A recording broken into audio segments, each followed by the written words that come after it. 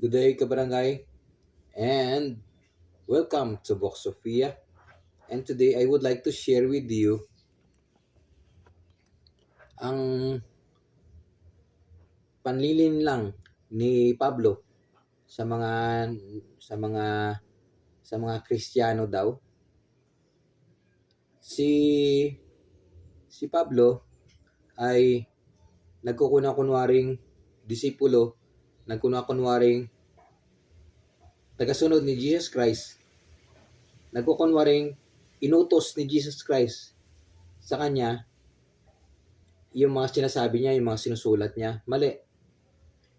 Tingnan mo yung mga sinulat niya sa Hebreano, sa mga Hebrew 9:22, sinasabi niya, pinagdidiinan niya lagi na ang kapatawaran ay posible lamang kung merong pagdadanak ng dugo, pagbuhos ng dugo. Sacrifice ibig sabihin.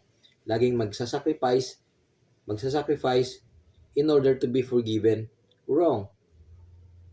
Kasi Jesus Christ, kung basahin mo yung mga sinabi mismo, mga ginagawa mismo ni Jesus Christ doon sa mga aklat, sa mga ulat ni Lucas, sa chapter 15, mababasa ninyo na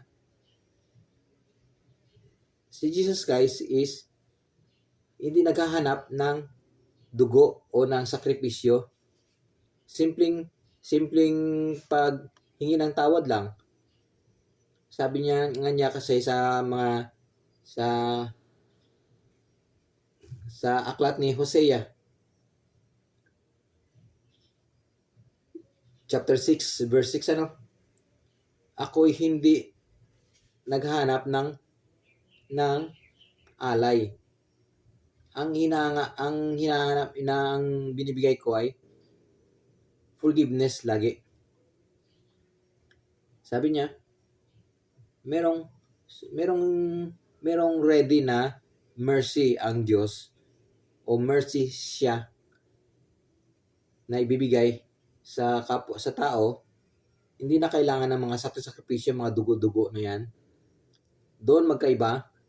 Doon mo mahalata na si Pablo ay hindi talagang nagkukunwari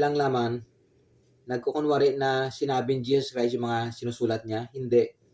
Doon mo mahalata na nambubudol itong si Pablo. Na ito rin ginagaya ng mga born again. Mambubudol.